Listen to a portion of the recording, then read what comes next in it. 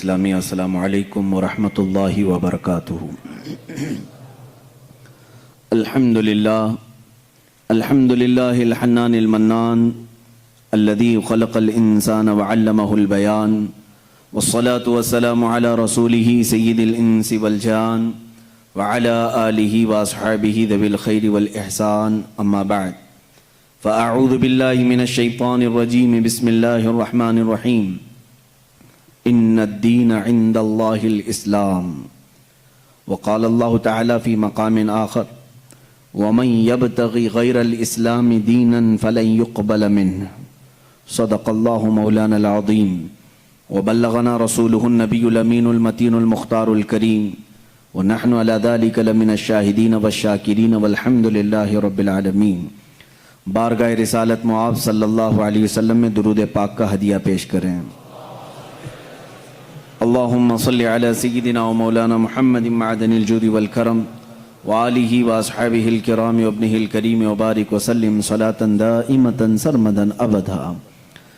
इस्लाम की फितरत में कुदरत ने वो लचक दी है, इस्लाम की फितरत में कुदरत ने वो लचक दी है, जितना ही दबाओगे उतना ही वो उभरेगा।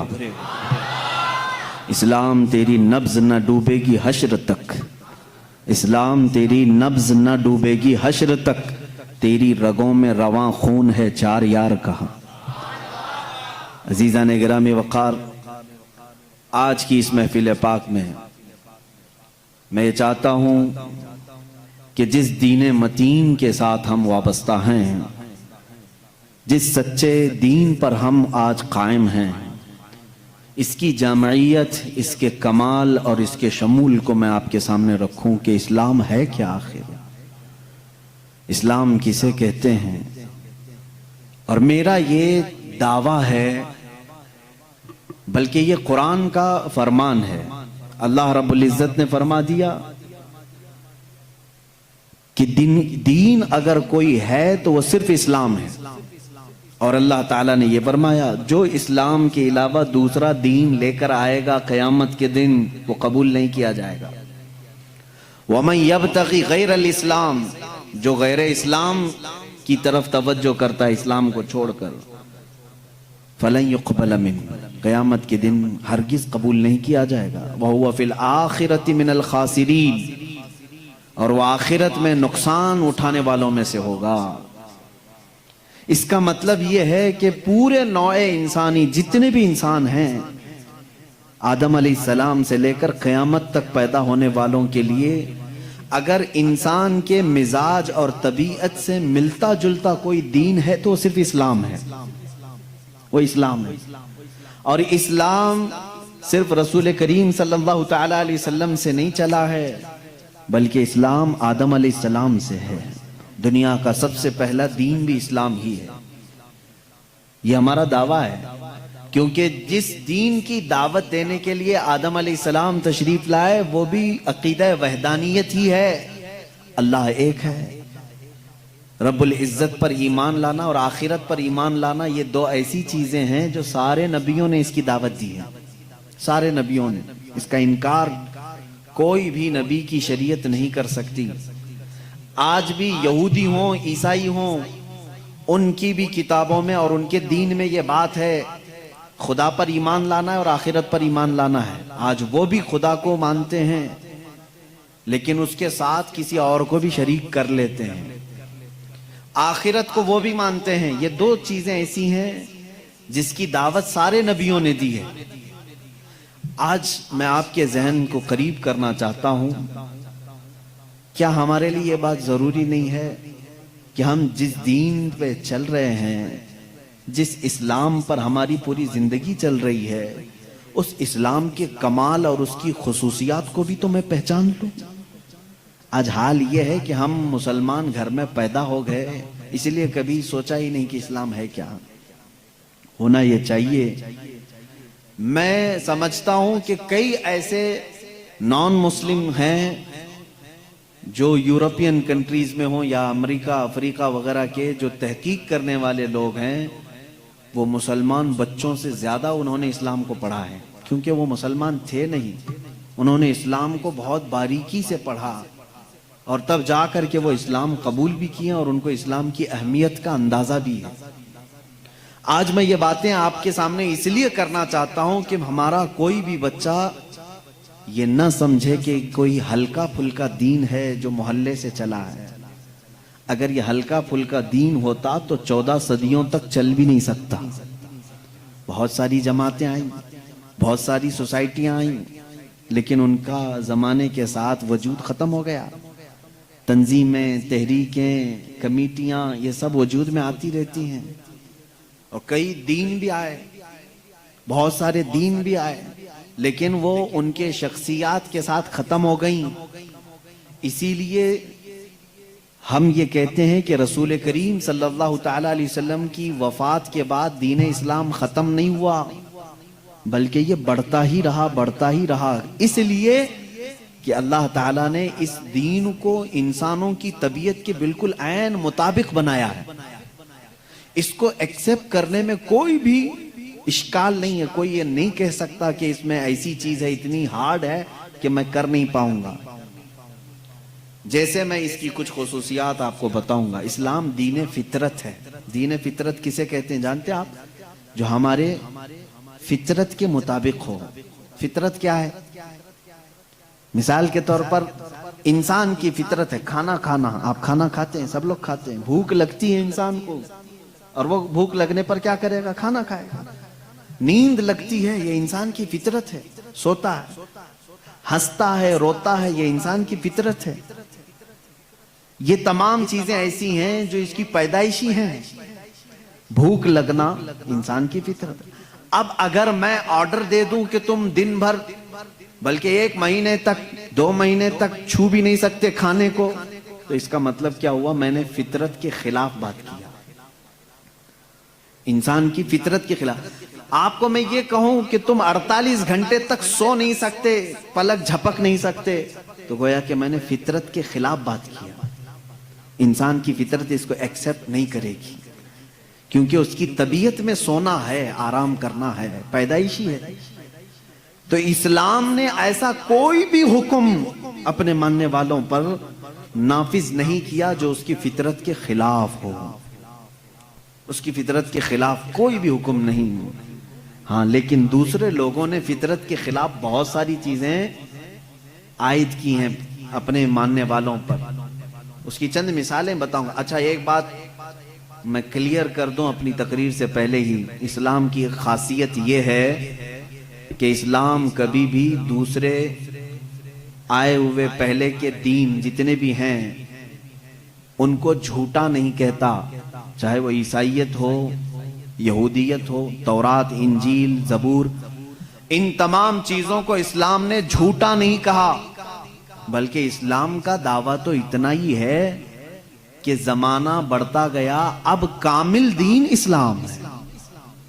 इसका दावा इतना ही है। हमने ये नहीं कहा कि इससे पहले जितने आए थे सब गलत थे ना। कभी हमने नबियों का इनकार किया? किसी नबी के खिलाफ हमने बात की? न ईसा अलैहिस्सलाम के बारे में हम लबकुशाई कर सकते हैं, न मूसा अलैहिस्सलाम के खिलाफ कुछ लबकुशाई कर सकते हैं। यहूदी जिन नबियों को मुकद्दस मानते हैं, ईसाई जिन नबियों को मुकद्दस मानते हैं, शरीयत इस्लामिया ने अगर उनके नबी होने की तस्रीह कर दी तो हम अपनी जान से ज्यादा उनसे मोहब्बत करते हैं। हम उनकी तौहीन नहीं कर सकते। अदना सी भी तौहीन किसी नबी की तो इस्लाम से निकल जाएगा, किसी भी नबी की। इसी तरह जो आसमानी किताबें आई हम उनका इनकार नहीं करते। तौरात, इंजील, जबूर, उसका अगर तुम इनकार करोगे तो काफिर हो जाओगे, इस्लाम से निकल जाओगे। लेकिन हमारा अब दावा इतना ही है कि वो अपने जमाने के नबी थे, वो किताबें अपने जमाने की थी। अब जो जमाना आया मेरे आका सल्लल्लाहु अलैहि वसल्लम के बाद से लेकर कयामत तक, इस जमाने के लिए अगर सूटेबल कोई किताब है तो वो कुरान है, और अगर कोई कबूल करने जैसा मजहब है तो वो इस्लाम है। ये हमारा दावा है। अब इसको मैं साबित करूंगा। जैसे ईसाइयों पर अल्लाह तबारक व तआला ने कभी ये हुक्म नहीं फरमाया था कि वो शादी ना करें। इन्होंने अपने आप पर इस तरह का सन्यास लेने का खुद से, जैसे रहबानियत, इनके यहाँ राहिब बनते हैं, नन होती हैं, जिंदगी भर शादी नहीं करेंगे। पादरी शादी नहीं करेगा, पॉप वो किसी से शादी नहीं करेगा। शादी करना ये इंसान की फितरत है। हर मर्द के अंदर औरत की ख्वाहिश पैदाइशी है, यानी अल्लाह ताला ने उसके जिस्म में ये रखा है कि औरत से वो करार हासिल करे, तस्कीन हासिल करे। मर्दों को अल्लाह ने ये खुसूसियत दी है, सिफत दी है। और औरतों के भी अंदर अल्लाह ने ये रखा है कि उनका मैलान या उनकी तवज्जो मर्दों की तरफ है, लेकिन उसको इस्लाम ने एक हलाल तरीके से बांधा है, वो निकाह के जरिए से।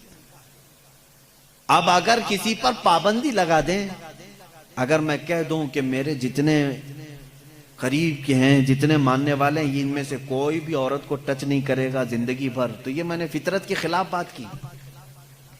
ये फितरत के खिलाफ बात की। मैं बोल नहीं सकता कि तुम शादी ना करो, निकाह ना करो। और इस्लाम ने कभी भी ऐसी पाबंदी नहीं लगाई। ईसाइयों ने अपने ऊपर लाजिम कर लिया कि जो इनका मजहबी होगा, रिलीजियस होगा, वो औरतों को नहीं छुएगा।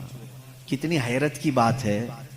मालूम है आपको, आज दुनिया में विमेन राइट्स की बात ईसाई करते हैं जो खुद निकाह नहीं करते। जो पादरी निकाह नहीं करता, कभी औरत को अपने साथ नहीं रखता, वो वुमेन राइट्स की बात करता है। हैरत नहीं होती? कुछ नन ऐसी हैं जिनको जिंदगी भर के लिए पाबंदी लगा दी गई कि अब तुम किसी मर्द की बीवी बन नहीं सकती। सन्यास ले लिया उसने, वो कभी ये रास्ते पर आ नहीं सकती। ये फितरत के खिलाफ है और हमने इसके अंजाम देखे हैं, बल्कि अखबारों ने आप सबको बताया भी होगा। हकीकत है कि जब फितरत के खिलाफ कोई बात की जाती है तो वो चंद दिन तक तो चल सकता है, लेकिन फिर कहीं गायबाना तौर पर लावा फूट ही जाता है। और उसका अंजाम देखा है कि कई चर्च ऐसे निकले जहां पर राहिबों ने नन और दूसरे आने वाले भक्तों को ही नहीं बख्शा। ये हालात हुए। इसकी वजह यह है कि फितरत के खिलाफ यहां पर हुक्म दिया, या उन्होंने खुद अपने आप को इस तरह का किया। इसी तरह से बाज दूसरे मज़ाहिब में भी सन्यास लेने के जो तरीके बताए गए हैं, इस्लाम उसका कायल नहीं है।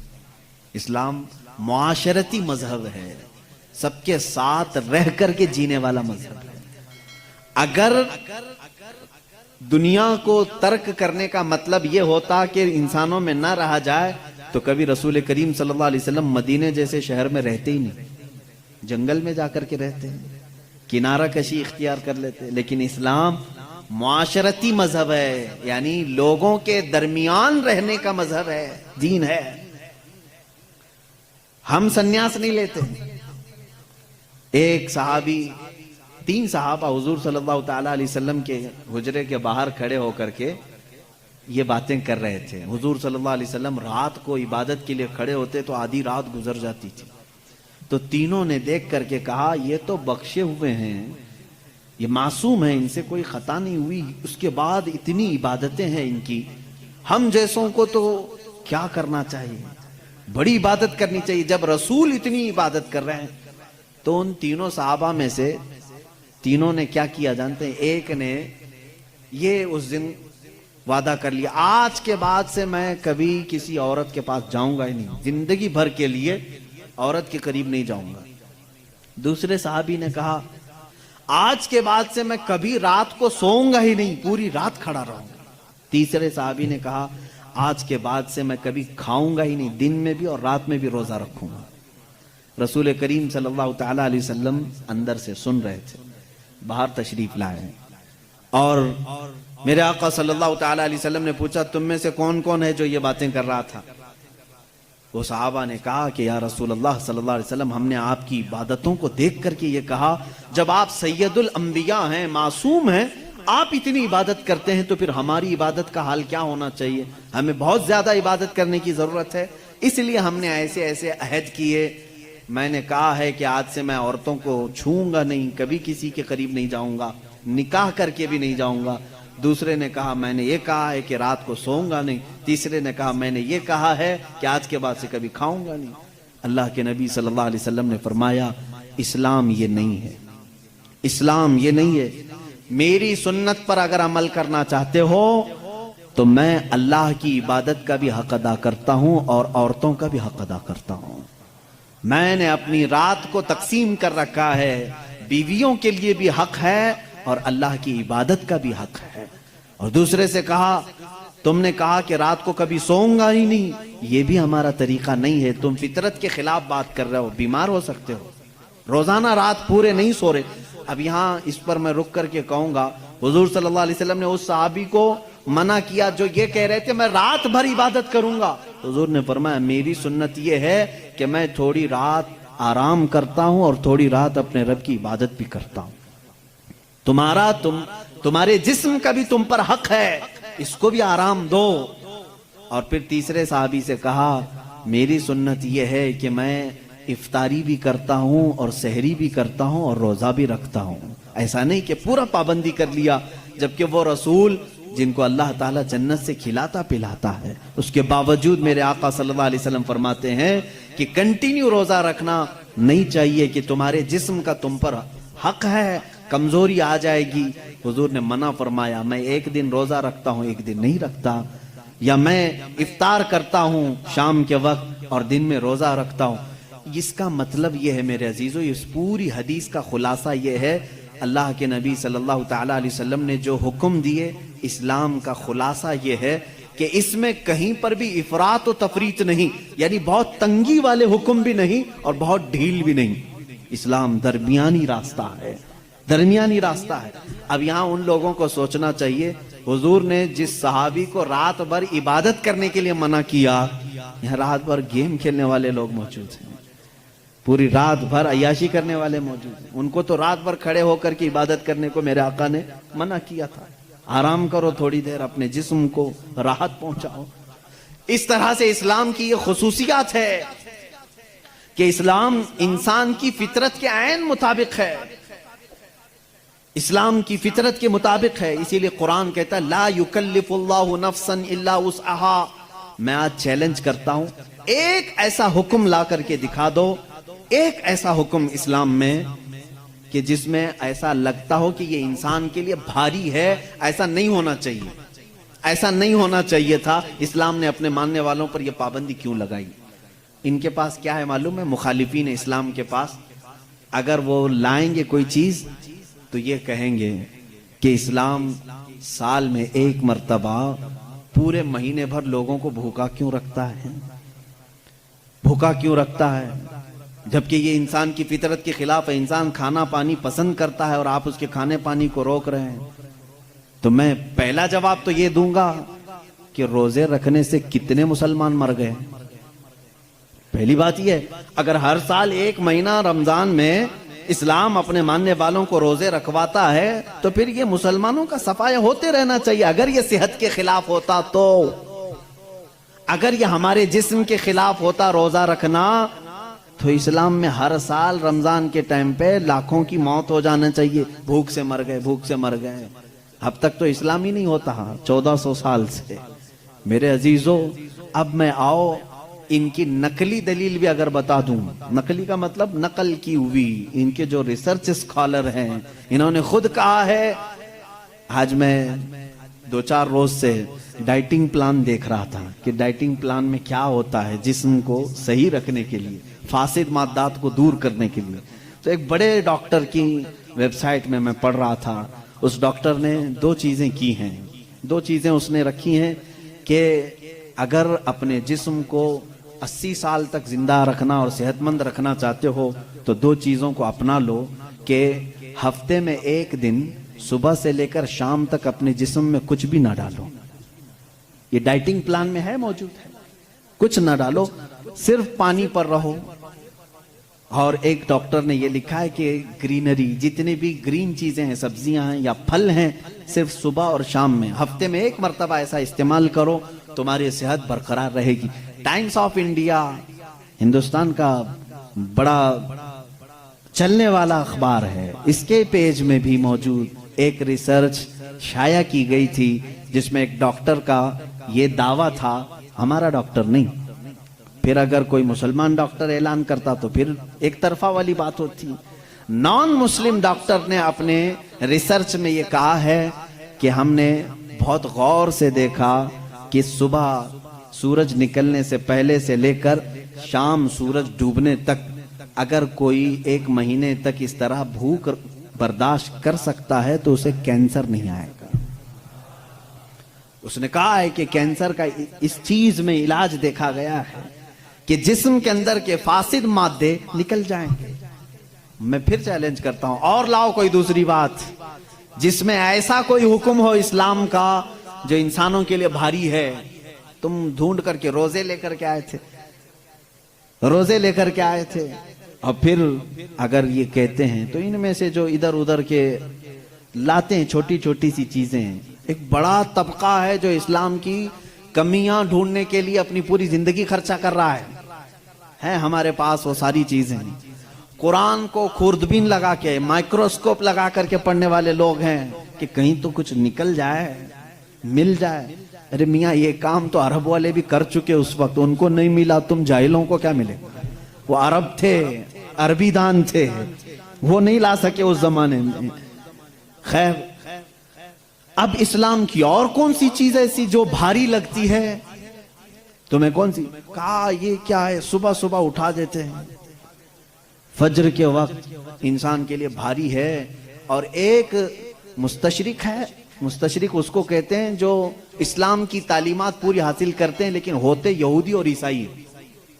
उसमें से एक ने कहा, ऐलान किया कि इस्लाम में ये ज्यादती लगती है मुझको कि सुबह की नींद बहुत अच्छी होती है और उस वक्त ये उठा देता है, और उनके ऊपर पाबंदी फर्ज है, वो भी ऐसा नहीं कि मुस्तहब है, करो तो चले, नहीं करे तो चले।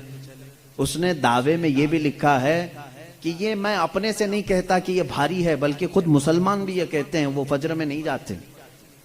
उसने सारे मुसलमानों का हवाला दिया और लिखा कि देखो जाकर के उनकी मस्जिदों में फज्र में ये लोग नहीं आते। इसका मतलब है कि ये भारी चीज है जो इस्लाम ने इनके ऊपर डाल रखी है, ये भारी चीज है इस्लाम ने डाल रखी है।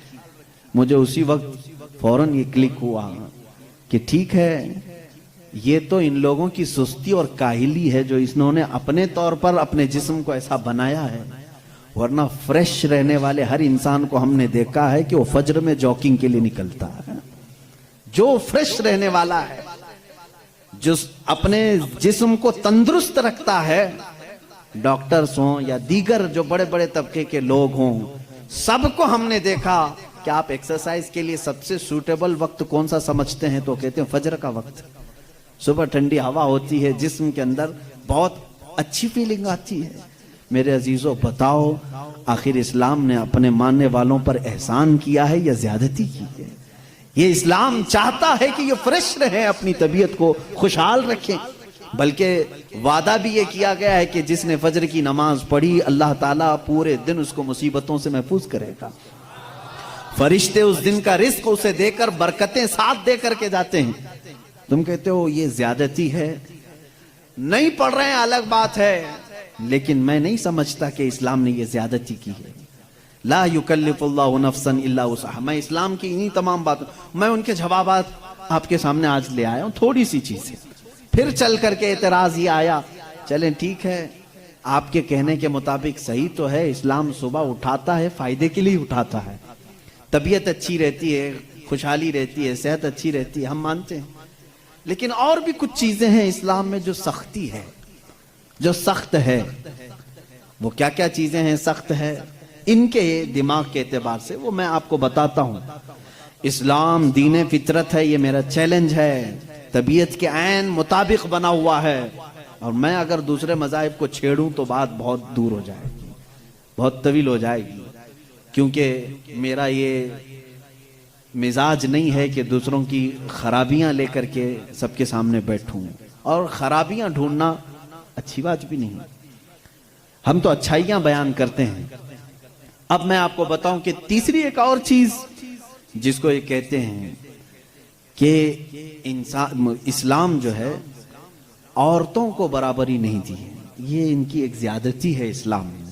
मैंने पूछा कौन सी बराबरी चाहते हो आप, कौन सी बराबरी? कहा बहुत सारी पाबंदियां हैं, उसको नकाब में रख करके अंदर बंद करके रखते हो, उसको बाहर जाने की इजाजत नहीं है।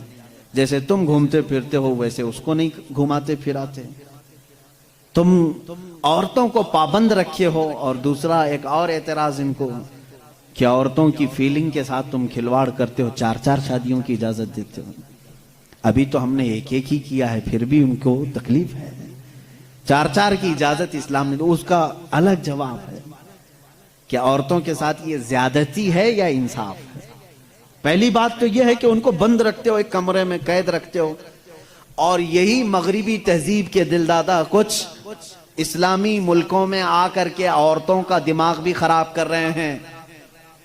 आकर के उन औरतों को भड़का रहे हैं कि तुम बाहर निकलो बैनर लेकर के, हमारा जिस्म हमारी मर्जी चलेगी, हमारे ऊपर कोई पाबंदी नहीं चलेगी। हर जगह ये चल रहा है आज। और ये लोगों को बताना ये चाहते हैं कि इस्लाम ने औरतों पर ये सख्ती की है, इनको बराबरी का दर्जा नहीं दिया है। कौन सी बराबरी तुम चाहते हो? कौन सी बराबरी? ये सिर्फ जिस्म के ख्वाहिशमंद लोग औरत को ये समझते हैं कि ये नाचने वाली चीज है। औरत को ये समझते हैं कि ये सिर्फ हमारे खाने वाली चीज है, इसके साथ खेलने वाली चीज है। तुम उसको बराबरी समझ रहे हो। मैं कहता हूं उन माओ और बहनों से, तुम इनकी बराबरी के को पसंद करते हो या फिर इस्लाम ने जो तुम्हें बराबरी दी है वो क्या है? आओ रसूल करीम सल्लल्लाहु अलैहि वसल्लम के फरामीन तो सुनो। मेरे आका ने फरमाया, जिसने एक बेटी की परवरिश की और उसको शादी करके दिया, उसको कयामत के दिन जन्नत में ले जाना मेरा जिम्मा है, मेरी शफाअत उस पर वाजिब है। हुजूर अकरम सल्लल्लाहु अलैहि वसल्लम ने फरमाया, बेटी के लिए जिस अरब ने दफनाया था उस जगह मेरे आका ने ऐलान किया। तुम कहते हो इस्लाम इनके ऊपर सख्तियां करता है। यूनान जो उस वक्त का बहुत सुपर पावर रहा है, औरतों के हक में वो लोगों का क्या ख्याल था, आज भी पूछ करके बताएं मुझको। वो कहते थे कि औरत जो है सबके साथ जीने वाली मखलूक नहीं। उसे 5-5 जंजीरें पहनाते थे, 2 हाथ में, 2 पैरों में, गले में। उसकी निशानियां आज भी औरतों के पास बाकी हैं, लेकिन शक्ल बदल गई है। दोनों हाथ में चूड़ियां हैं, दोनों पैरों में पायल हैं और गले में नेकलेस भी है ना। वो 5 जंजीरें पहनाकर बाजार में लाते थे औरत को। ये यूनान उस वक्त का तरक्की याफ्ता मुल्क, उनकी किताबें मशहूर थी और इस्लाम ने उन 5 जंजीरों को काट करके जेवर बनाया है। और तुम कहते हो इस्लाम ने औरतों को बंद करके रखा है। यहूदी क्या करते थे इन औरतों के साथ? अगर ये अय्याम हैज में होती, ये फितरत है ना औरत की, हर महीने वो नापाक होती। अल्लाह ताला की तरफ से उनके लिए जिस्मानी साख्त ऐसी बनाई गई है कि हर महीने उनके जिस्म से फासिद खून का मादा निकल जाता है। इन अय्याम में वो छूत अछूत वाले मामलात औरतों के साथ करते, जहां इनके घोड़े बंधे थे, इनके बैल और बकरियां बांधी जाती थी, वहीं औरतों को भी रखा जाता था जब तक वह औरतें पाक नहीं होती थी।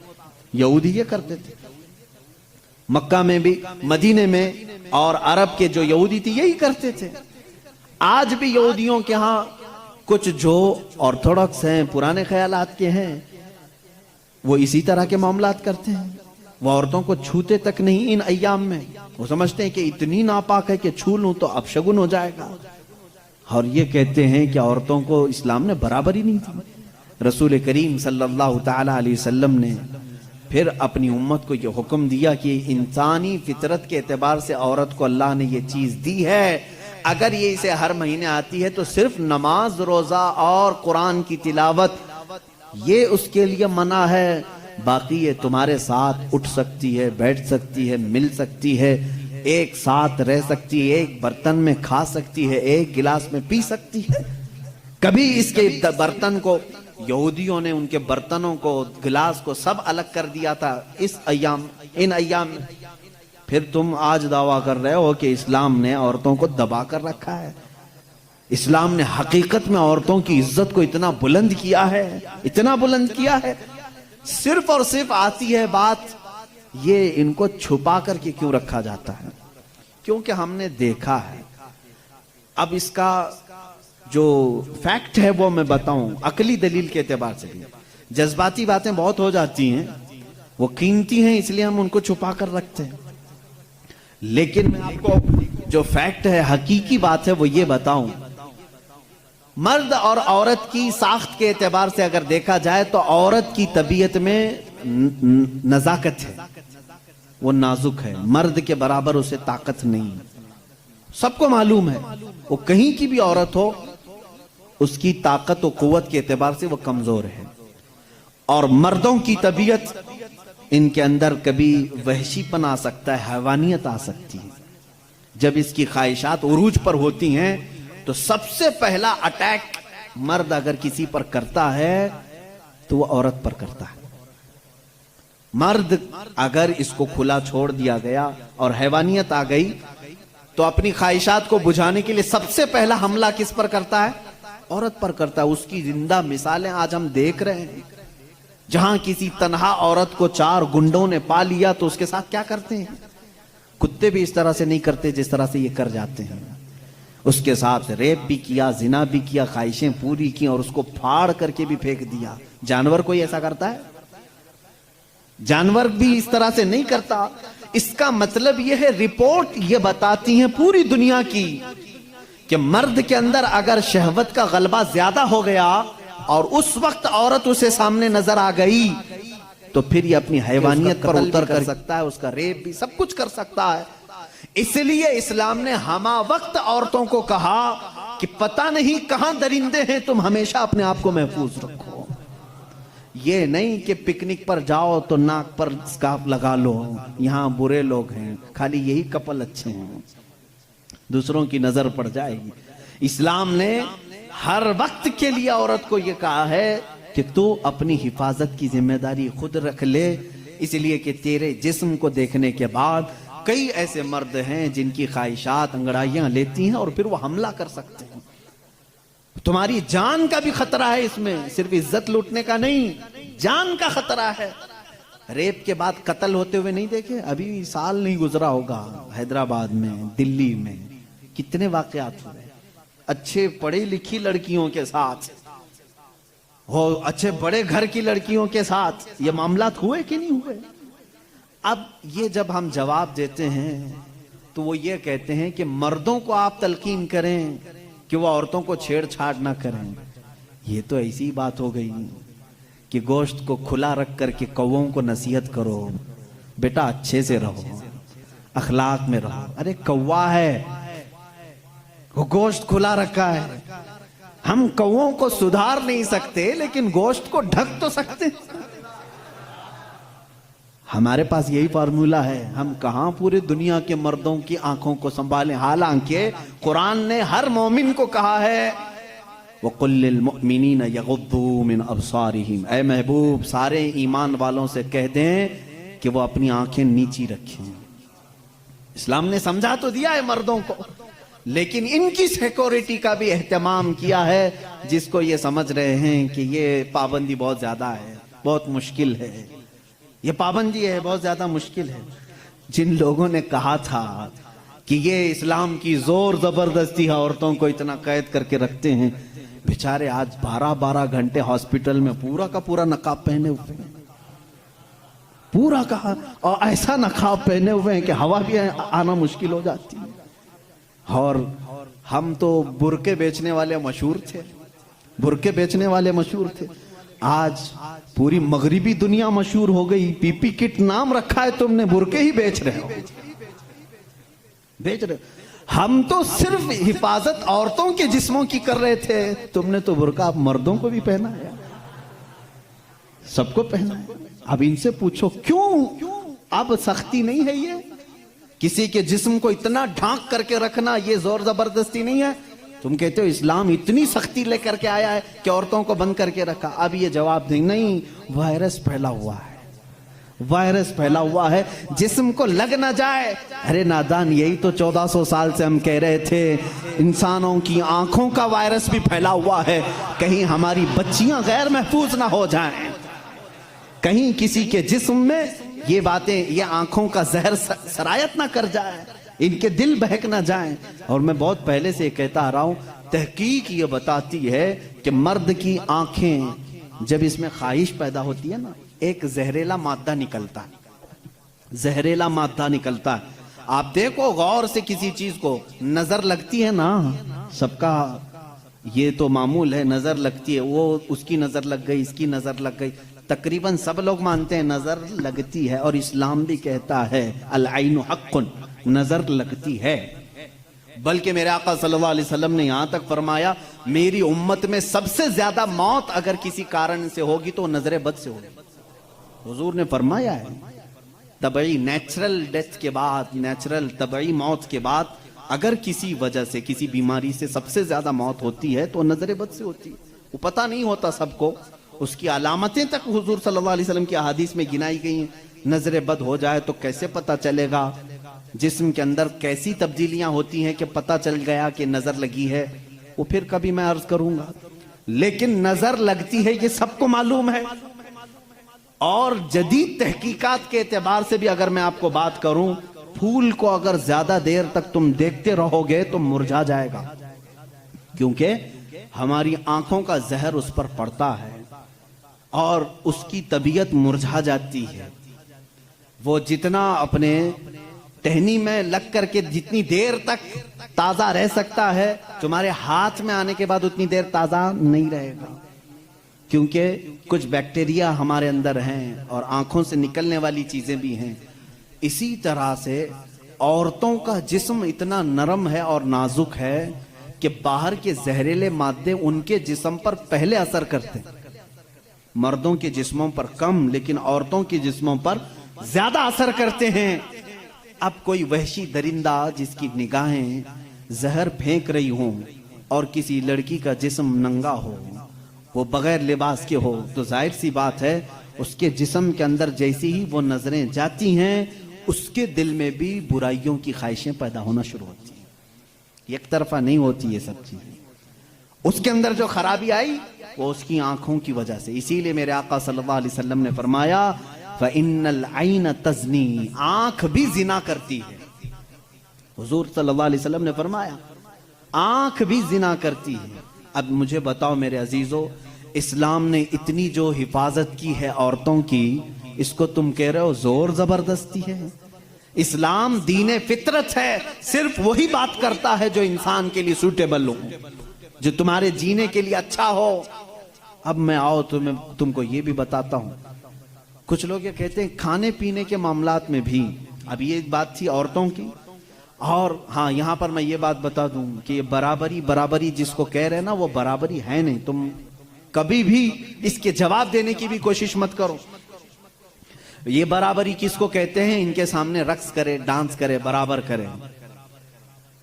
अगर मर्द जो है खुले आम घूमता फिरता है और नंगा हो सकता है, तो औरत को भी उतना ही होना चाहिए, औरत भी उतना ही दिखाए।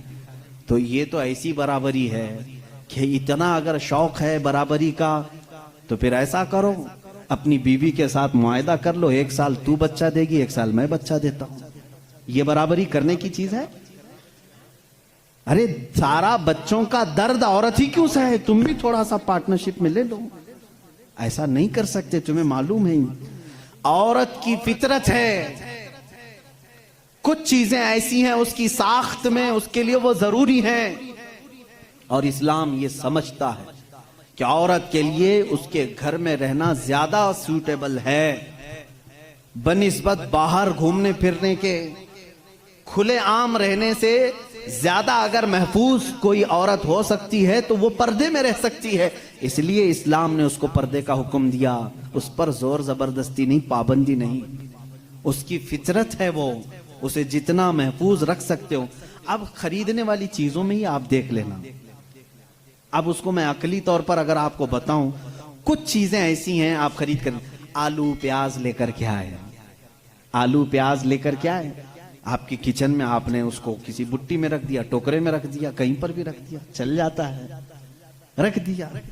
लेकिन साथ में आपने कुछ गोश्त खरीदा, कुछ टमाटे, कुछ दही, बाहर नहीं, फ्रीजर में रखना पड़ता है। भाई इनको दोनों को बराबरी दो। दही को भी टोकरे में क्यों नहीं रखते, गोश्त को भी बाहर ये इस टोकरे में क्यों नहीं रखते? आप खुद कहेंगे। कुछ चीजें ऐसी होती हैं जिनकी सेफ्टी फ्रीजर के अंदर है, कुछ चीजें ऐसी हैं कि वो बाहर रह करके भी सलामत हैं। जब तुम्हें दुनिया के हर निजाम में ये बात समझ में आती है तो अल्लाह ने मर्द और औरत को पैदा ही ऐसा किया है कि मर्द अगर बाहर रहे तो सेफ है, उसके जिस्म की साख्त ऐसी है, लेकिन औरत घर के अंदर ज्यादा सेफ है। इसलिए इस्लाम ने उसे पर्दे का हुक्म दिया है। बात समझ में आ गई? इस्लाम ने जोर जबरदस्ती उसको पाबंद नहीं बनाया, जोर जबरदस्ती पाबंद नहीं बनाया। बहरहाल ये एक बहुत बड़ा उन्मान है। औरतों के हुकूक की बात अगर कोई ऐसा बंदा करता तो समझ में आता जो औरतों को मर्तबे में बढ़ा करके यूं कहे कि औरत के कदमों के नीचे जन्नत है। अगर कोई ऐसा शख्स कहता तो बात समझ में आती जो ये कहे कि बीवी को एक लुकमा खिलाओ तो सदक़े का सवाब है। अगर कोई ऐसा शख्स कहता जो ये कहे कि एक बेटी को पाल कर निकाह कर दो तो जन्नत वाजिब है, इनके पास ये कोई भी चीज नहीं, बल्कि ये जिस औरत की बात कर रहे हैं इनके लिए वो अपने नफ्स की ख्वाहिशात पूरी करने की एक मशीन है बस। और अगर मेरी बात सही नहीं है तो चलो मगरिबी दुनिया में मैं तुम्हें दिखा दूं कि वहां शादी किसे कहते हैं, तलाक किसे कहते हैं, बच्चों का निजाम क्या है। कसरत से पूरे यूरोप में आपको मैं बताऊं, वहां शादी का निजाम तक खत्म करके रखा गया है। जो लड़की पसंद आई उसके साथ रहते रहो, बच्चे भी हो जाएंगे। 2-2 बच्चों के बाद वो लोग फैसला करते हैं आप शादी कर लें। अब शादी करने का बराबर टाइम आ गया, हम लोगों की अंडरस्टैंडिंग हो चुकी है। ये है फैक्ट बता रहा हूं मैं आपको। कई ऐसी शादियां हैं वहां पर जो बच्चे होने के बाद करते हैं कोर्ट में जाकर के। तो तुमने औरत को बराबरी नहीं बल्कि अपनी ख्वाहिशात की एक मशीन समझा है। इस्लाम जो बराबरी देता है वो कैसी बराबरी है? ये इस्लाम ही तो है जो औरत को इतनी इज्जत के साथ घर लाने का हुक्म देता है, इतनी इज्जत के साथ। अगर उसको कुछ खुराफाती लोगों ने बुरा कर दिया तो अलग बात है, बल्कि हमारे यहाँ जो निकाह का सिस्टम है वो इतना पाकीज़ा है कि मर्द को कहा गया है कि औरत के आने से पहले अपने घर का इंतजाम हो जाए। वो कहाँ ला करके रख रहा है, बल्कि औरत को इसी तरह से भगा कर लाने का निजाम इस्लाम में नहीं है, बल्कि औरत के लिए एक बाज़ाब्ता पूरी महफिल का इनेकाद होता है। उसकी रजा पूछी जाती है, पहले उससे पूछा जाता है तू राजी है या नहीं। बहुत सारे ऐसे दीन हैं, बहुत सारे ऐसे रिलीजियन हैं, मैं नाम फिर नहीं जिक्र कर रहा हूं, जहां पर औरतों को इजहार राय का हक ही नहीं।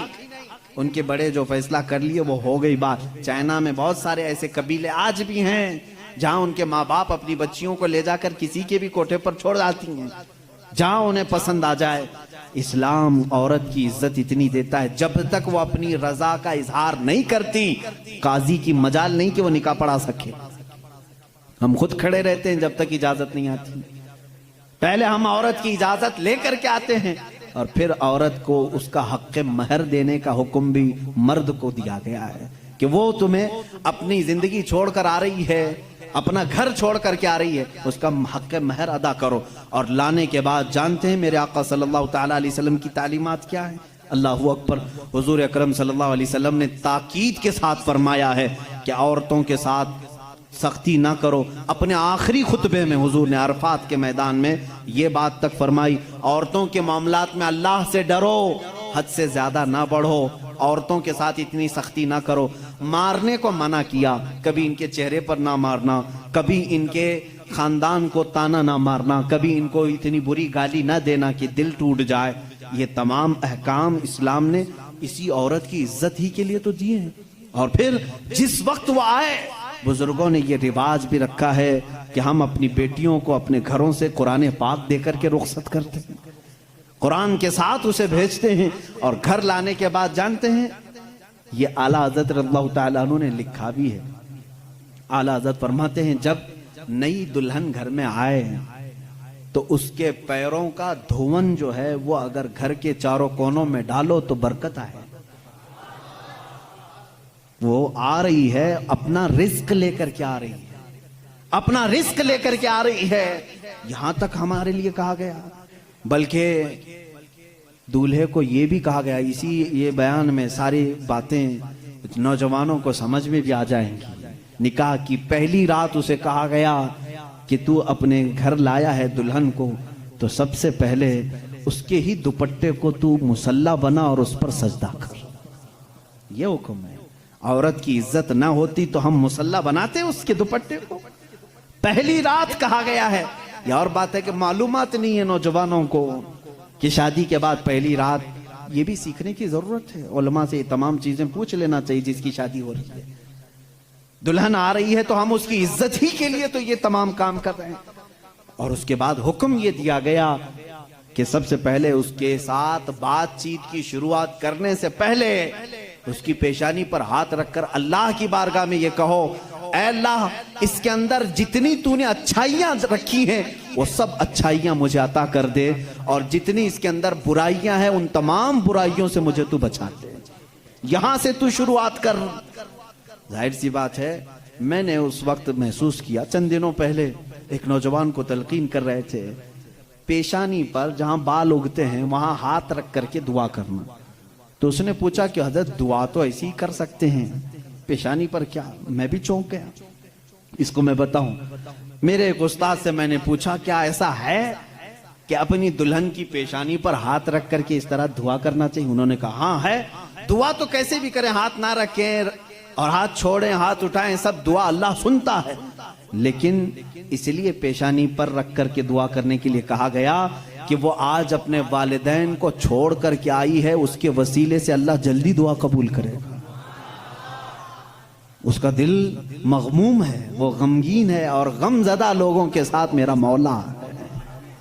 वो अपने वालिदैन को छोड़ करके तेरे घर आई है, वो मगमूम है, बहुत गमज़दा है। आज उसकी पेशानी पर हाथ रख करके दुआ करो। मेरा उसी दिन ये जहन समझ गया कि इस्लाम ने औरत को वो मकाम दिया है, वो इज्जत दी है।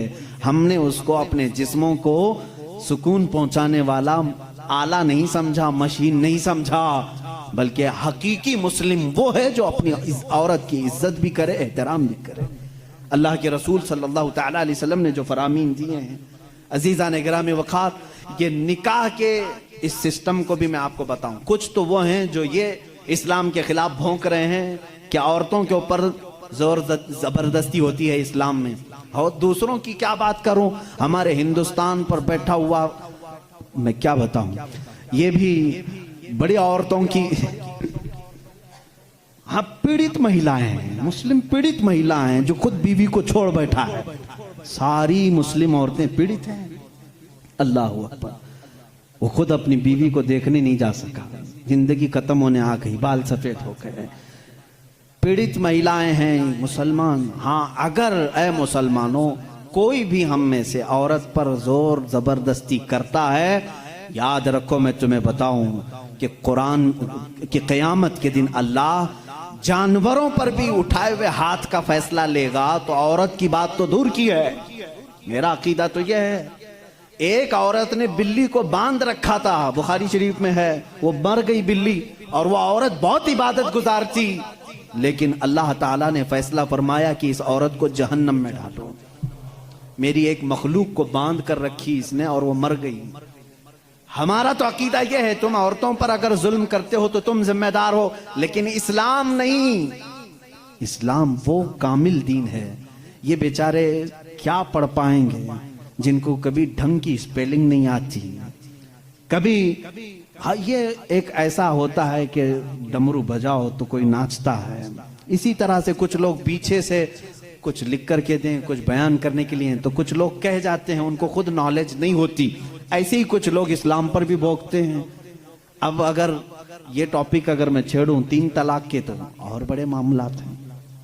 3 तलाक के लिए इस्लाम ने जोर जबरदस्ती की है। औरतों पर जुल्म है, ये पीड़ित हैं, ये महिलाएं हैं, इनको इंसाफ दिलाना चाहिए। 3 तलाक देना, पहली बात ये समझे ही नहीं। आप तो समझते हैं ना, इस्लाम में फजर की नमाज फर्ज है, जोहर की नमाज फर्ज है ना, असर मगरिब इशा फर्ज है, तलाक देना फर्ज है, फर्ज है। तो इतना क्यों नहीं समझ रहे? कौन कहता है कि हर मुसलमान 3 तलाक देना फर्ज समझता है? अरे वो एक एग्जिट रास्ता है। हम कभी भी किसी भी बंदे को निकाह पढ़ाते हैं तो तलाक का नाम तक नहीं लेते। अगर जिक्र कर दिया ना कि मैं 5 साल के बाद तलाक देने के लिए निकाह कर रहा हूं तो वो निकाह ही हराम हो गया। बल्कि मैं कहता हूं अगर तुमने निकाह में ये कह दिया 80 साल के बाद मैं छोड़ दूंगा या 80 साल का ये कॉन्ट्रैक्ट है मेरा, तो निकाह नहीं है वो निकाह नहीं, उसको मुता कहते हैं। हम निकाह में कभी वक्त मुतय्यन नहीं कर सकते, बल्कि हम तो लाइफ टाइम के लिए निकाह कर रहे होते हैं, लाइफ टाइम के लिए। लेकिन इंसानी जिंदगी में कई मामलात ऐसे आते हैं कि मिजाज नहीं जम सकता। जरूरी नहीं है कि हर आदमी का मिजाज दूसरे से जम जाए। कभी ऐसा हो गया तो उसके लिए ऑप्शन रखना चाहिए कि नहीं रखना चाहिए? उसके लिए ऑप्शन रखना चाहिए कि नहीं रखना चाहिए? अरे मियां, तुम किसी को गाड़ी में बिठा करके भेज रहे हो और उससे ये कहो कि चलना ही है, अगर वो पूछ ले गाड़ी के पहिए दोनों पंचर हो गए तो क्या करूं, कहा फिर भी चलना ही है, ये जुल्म है, ये ज्यादती है। उससे ये कहना चाहिए कि अगर गाड़ी के पहिए पंचर हो गए, टायर पंचर हो गए, तो करीब में गैरेज है, खोल करके बदलवा लो। माकूल बात है कि नहीं? अगर बीच रास्ते में नहीं, तुम पाबंदी लगा दे, नहीं टायर नहीं बदलना, पंचर हुई उसी से चलना, ये ज्यादती है कि नहीं? अब मैं आपको बताता हूं, 2 टायर लेकर के चले थे शादी के बाद, 2 टायर हैं और दोनों चल रहे हैं तो ठीक है, एक भी पंचर हुआ तो क्या करो? ये कहते नहीं, पंचर टायर के साथ ही चलो। अरे भाई, कहीं और गाड़ी गड्ढे में गिर जाएगी। हुक्म ये होना चाहिए कि अगर पंचर हो गया तो टायर चेंज कर सकते हो, तुम्हारे लिए ऑप्शन होना चाहिए। बस इस्लाम का तकाजा सिर्फ इतना ही है कि अगर किसी की जिंदगी में अनबन हो गई, नहीं बन पाई, तो उसके लिए एक ऑप्शन है कि औरत को, वो भी एक साथ 3 तलाक नहीं, उसको हराम करार दिया गया है। शरीयत में एक वक्त में 3 तलाक दे देना हराम है। मैं इसका बबांगे दोहल आज ऐलान करता हूं, अगर कोई एक ही साथ अपनी औरत को तलाक तलाक तलाक इस तरह 3 बार कह देता है तो उसने हराम काम किया, गुनाह किया, नाजायज काम किया है। अगर छोड़ना भी है तो उसको इस्लाम ने तरीका बताया है। एक बार पहले बोलो, 1 महीने का टाइम दो, 1 महीने में भी फिर नहीं बनी तो दूसरी मर्तबा फिर एक बोलो और 1 महीना छोड़ दो। 2 महीने का टाइम गुजर गया, अब फिर भी नहीं बन पा रही, तब फिर सबको बिठा करके कह दो हमने 2 मर्तबा देख लिया, अब हमारी जिंदगी आगे चल नहीं पाती, तीसरी मर्तबा हम इसको खत्म करते हैं। ये तलाक का सही तरीका है। क्या इसमें इस्लाम ने जुल्म किया? इस्लाम ने इसमें जुल्म किया? इसको ये ढिंडोरा पीट पीट करके लोगों को ऐसा बना करके रखें। बेचारे कुछ लोग अनपढ़ इनकी बातों में आ भी जाते हैं। अरे हमारा हिंदुस्तान तो ऐसा है कि बाहर कोई भी डमरू बजाए उसके इर्द गिर्द तो लोग खड़े हो ही जाते हैं। कोई भी गली कूचे में भी आकर के ढोल बजाता है तो कितना मजमा जमा होता है। पार्लियामेंट में बैठ करके अगर बजाए तो क्यों नहीं सुनेंगे लोग? सुनेंगे लोग। हमारी पब्लिक है, बहुत मैच्योर पब्लिक है।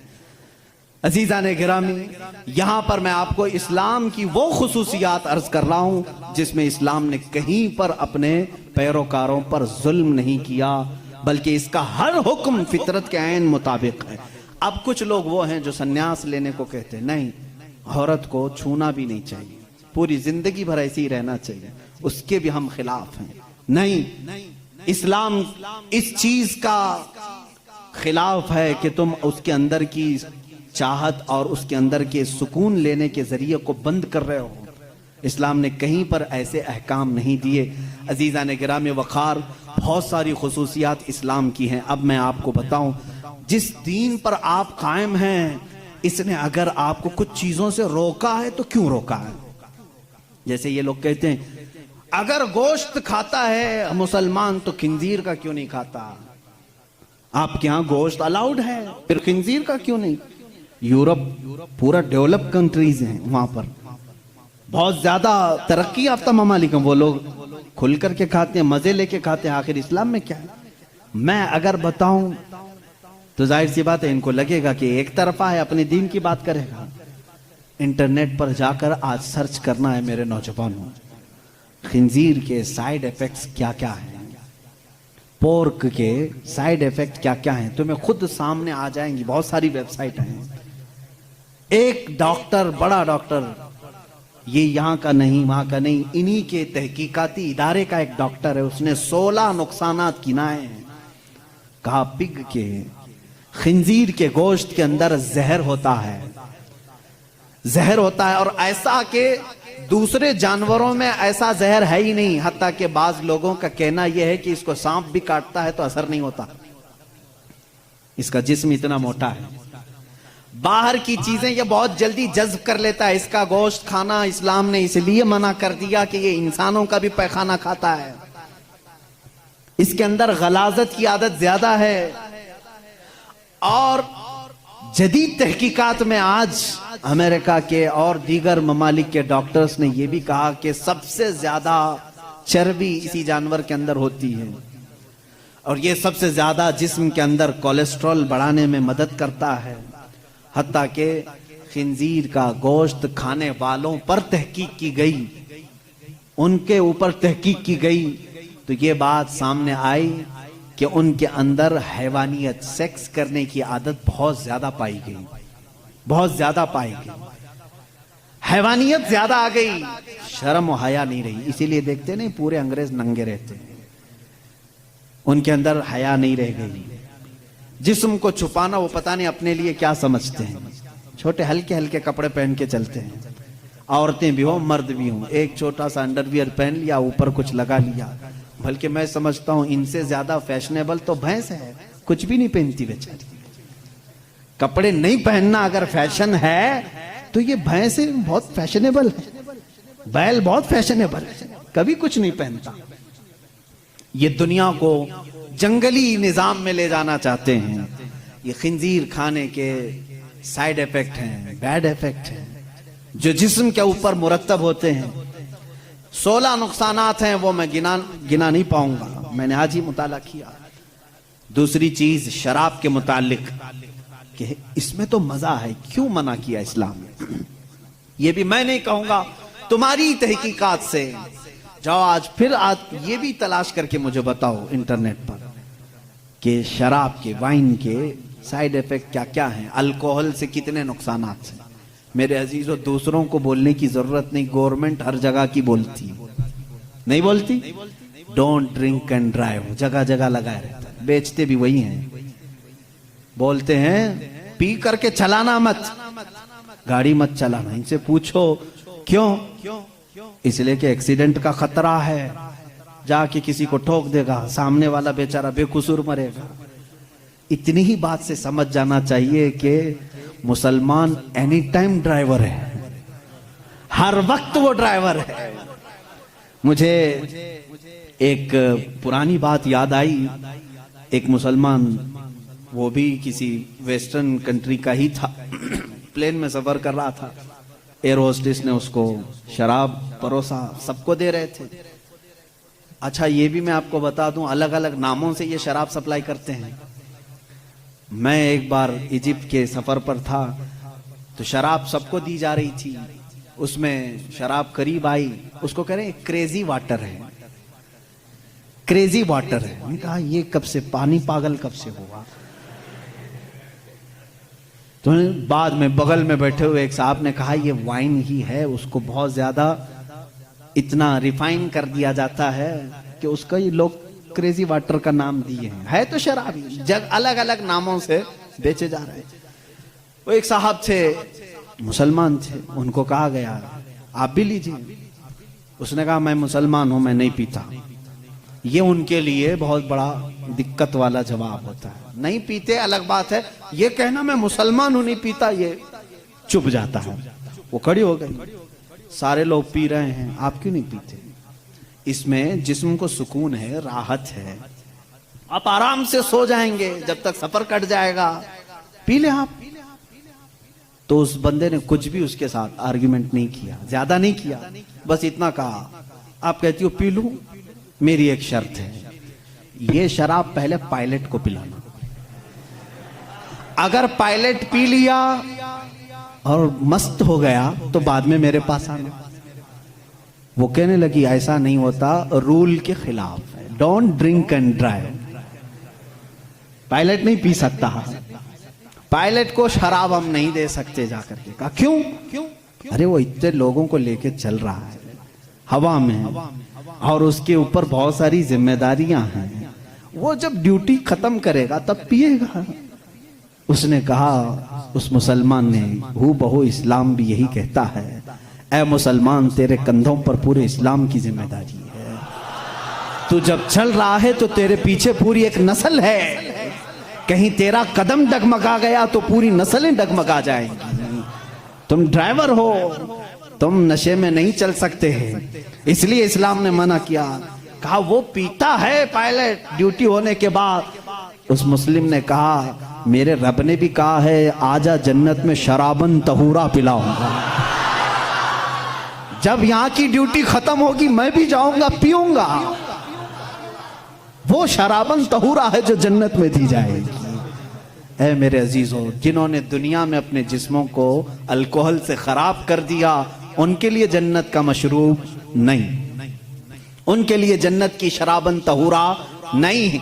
अपने मुंह को जिन्होंने यहां महफूज रखा है, उनके लिए अल्लाह का वादा है, उन्हें वो शराबे तहूर पिलाई जाएगी जिसको आज तक किसी जुबान ने चखा भी नहीं।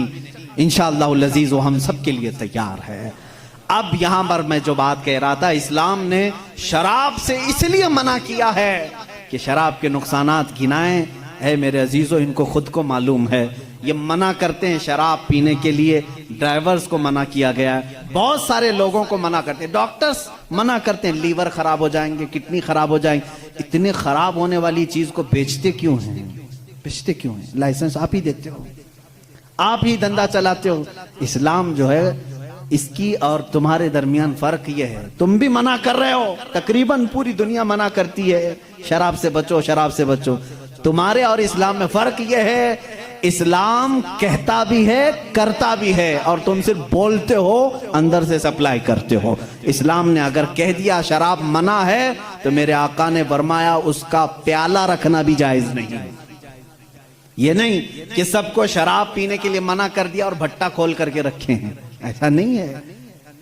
इस्लाम जड़ पर उंगली रखता है। अगर शराब मना है तो शराब बनाने वाले आले भी तोड़ दो। हुजूर सल्लल्लाहु ताला अलैहि वसल्लम ने जिस दिन ऐलान किया था, मदीने में सारे लोगों ने वो मटके भी तोड़ दिए थे। उनसे पूछो, शराब फेंक देते, बाद में धो के पानी भर लेते, क्यों नहीं भरा?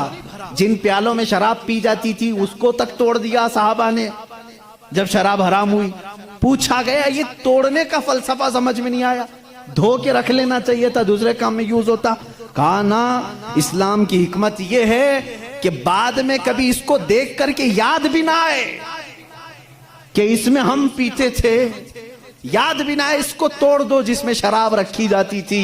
इस्लाम वहां तक की पाबंदी लगा चुका है मेरे अजीजों। बहुत सारी खुसूसियात हैं, जिस दीन पर आप कायम हो, यही कामिल दीन है, यही अकमल दीन है। इसमें नक्स और ऐब की एक भी गुंजाइश नहीं। मेरा टॉपिक और तवील था, लेकिन वक्त की गुंजाइश नहीं है, हमें जल्दी बात समेटने का कहा भी गया है। कल से इंशाअल्लाह अज़ीज़ मैं और जल्दी शुरू करने की कोशिश करूंगा, ताकि आप तमाम हजरात अपने वक्त पर जल्द से जल्द पहुंच जाएं।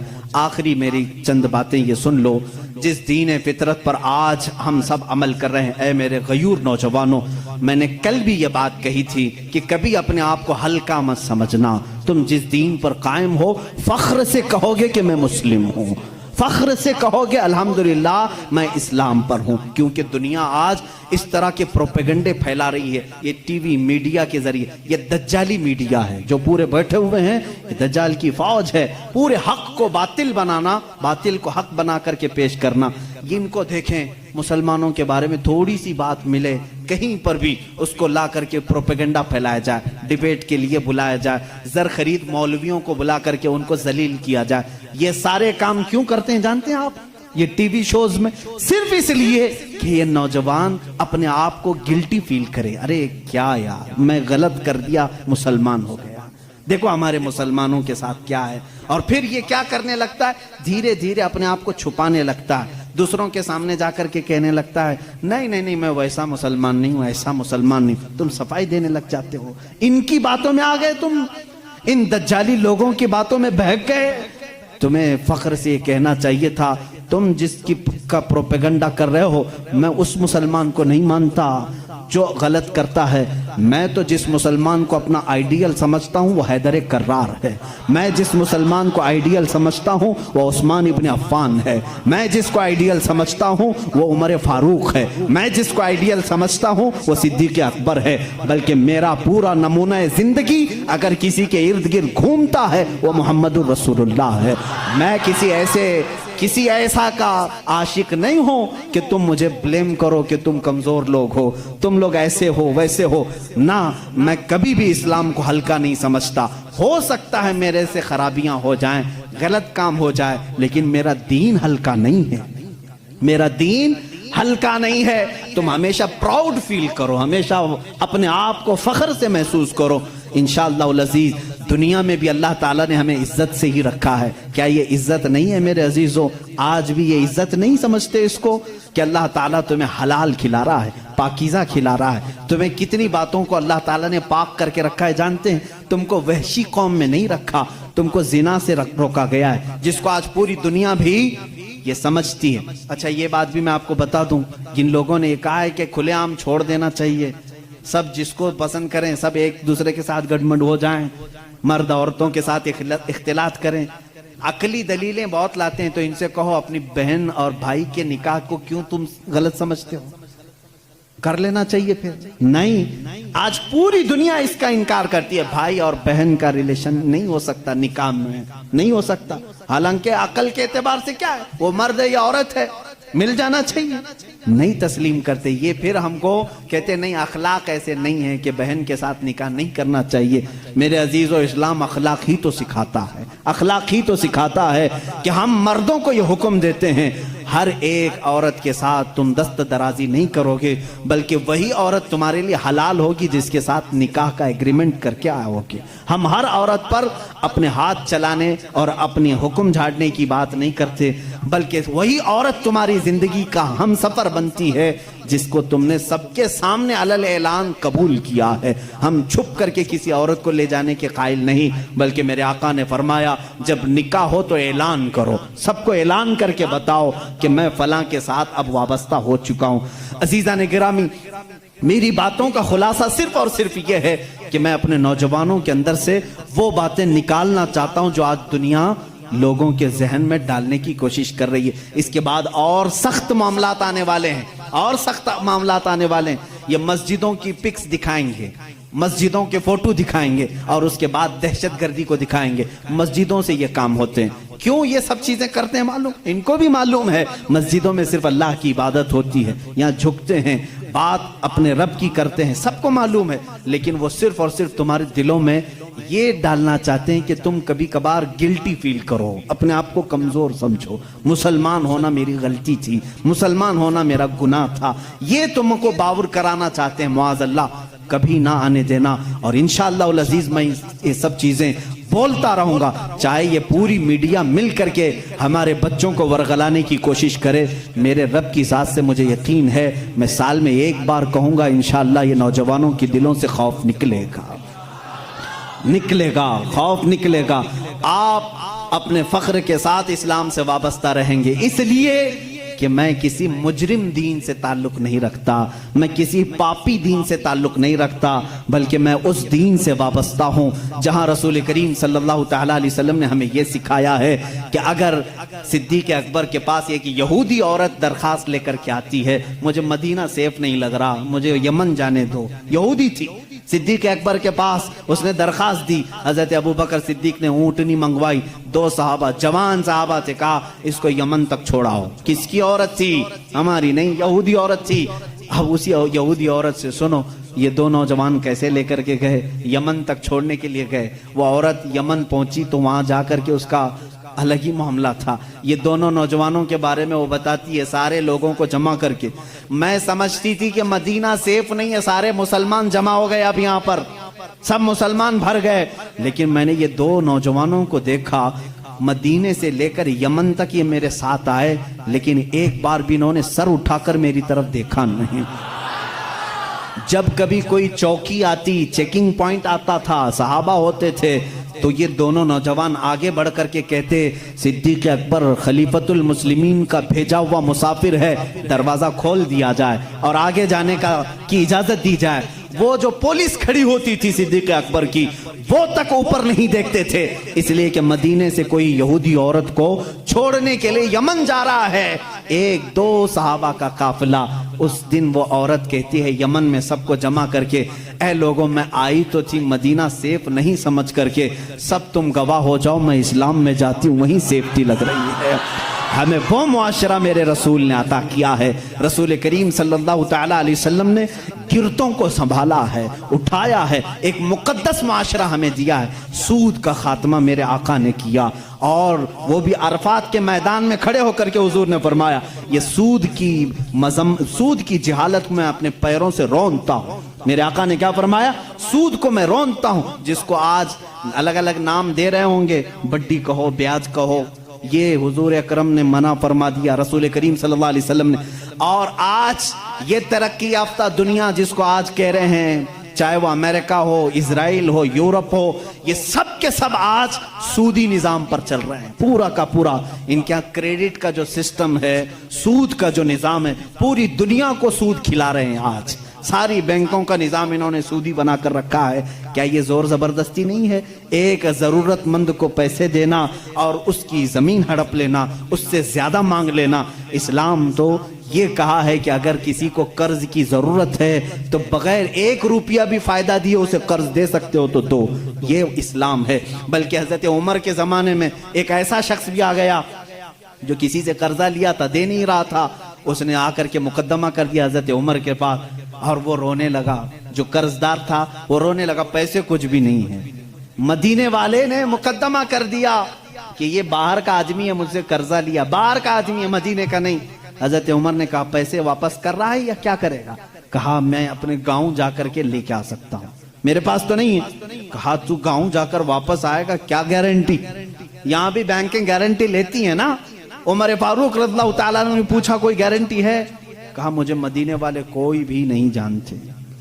हाँ वो था मुसलमान या जो भी रहा हो, मजबूर था, मजलूम था, पैसे नहीं थे। पूछा मदीने वालों में से कोई इसकी गारंटी लेगा, कोई गारंटर बनेगा, जामिन बनेगा? तो कोई नहीं था। एक साहबी उठे हजरत अबू दरदा, कहा हजरत उमर से कि मैं इसकी गारंटी लेता हूं।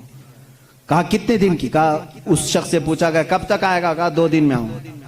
हजरत उमर ने कहा अबू दरदा तुम नहीं पहचानते इसको, अगर ये 2 दिन बाद नहीं आया तो तुझे जेल में डालेंगे, तैयार है? कहा ठीक है तैयार है।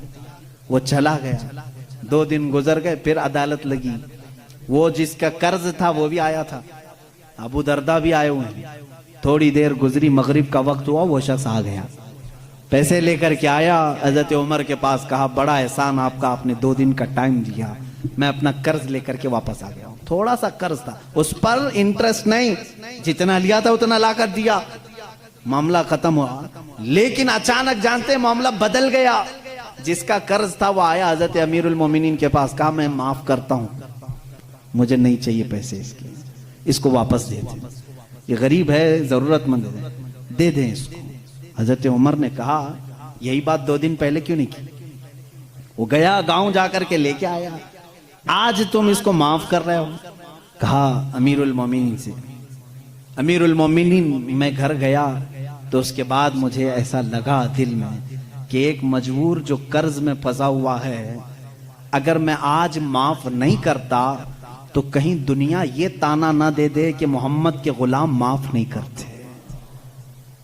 मैंने सिर्फ मेरे आका की तरफ तवज्जो की, इसलिए मैंने आज माफ कर दिया कि कोई उंगली मेरे रसूल की तरफ ना उठाए। हजरत अबू दरदा उसी वक्त खड़े थे। कहा हजरत अमीरुल मोमिनीन ने तुम पहचानते भी नहीं थे, कैसे इसकी गारंटी ले ली? उन्होंने भी यही कहा। अमीरुल मोमिनीन देखा मजमा सन्नाटा है, कोई नहीं उठ रहा, मैं सिर्फ इसलिए उठा कि बाद में दुनिया ये ना कहे कि मोहम्मद के गुलामों में दोस्ती यारी भी खत्म हो चुकी है, मदद करने का जज्बा ही खत्म हो गया है। इसीलिए मैं खड़ा हो गया कि जानता हूं या नहीं जानता हूं, मैं मदद के लिए खड़ा तो हो जाऊं, कहीं मेरे नबी को कोई ये ना कहते।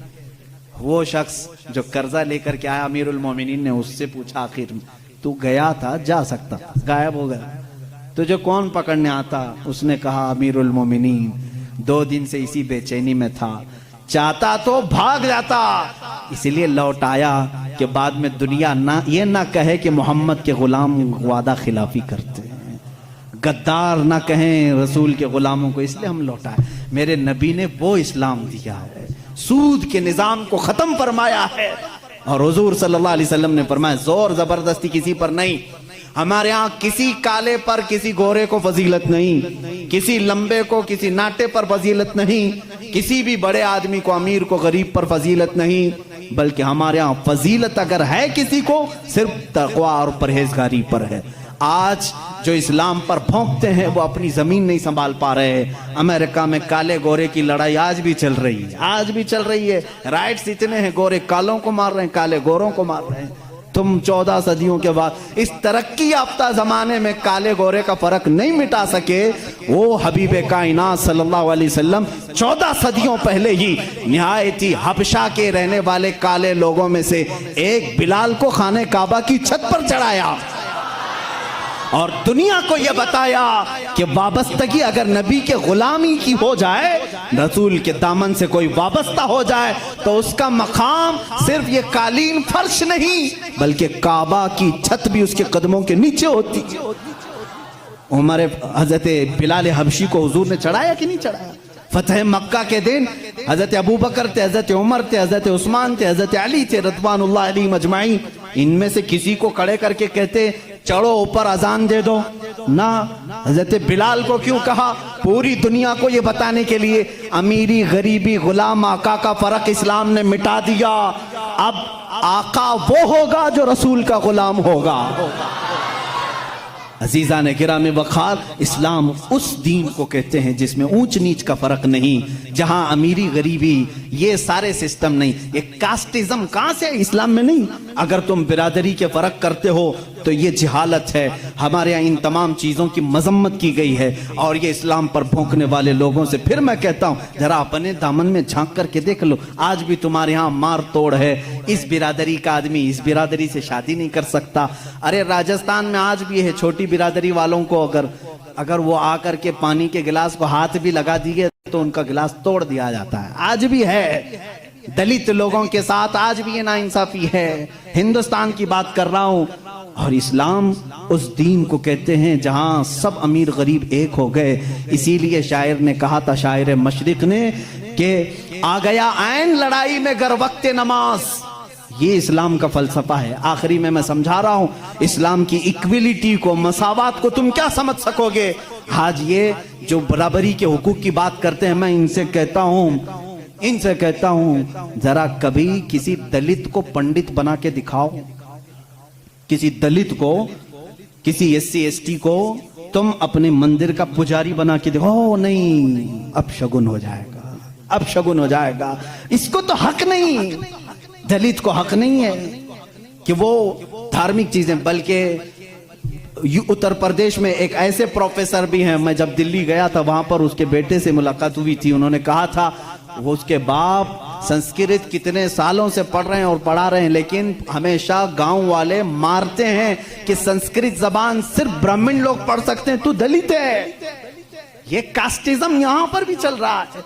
इसके खिलाफ क्यों नहीं कोई कानून लाते? मंदिरों में पुजारी और पंडित दलित बिरादरी के भी लोग होना चाहिए। ये मैं उनकी तरफ से आवाज उठा रहा हूं। लाओ तुम, आओ इधर मस्जिद के मुसल्ले पर देखो।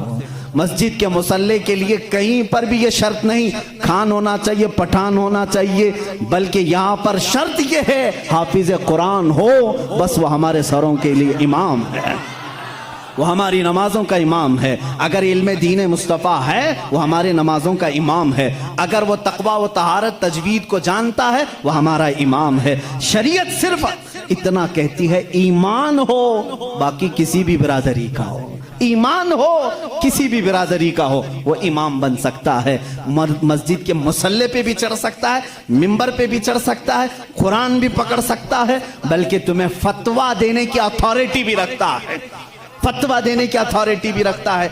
जानते हैं हमारे कुछ मुफ्तियान कराम अभी माजी करीब में गुजरे हैं।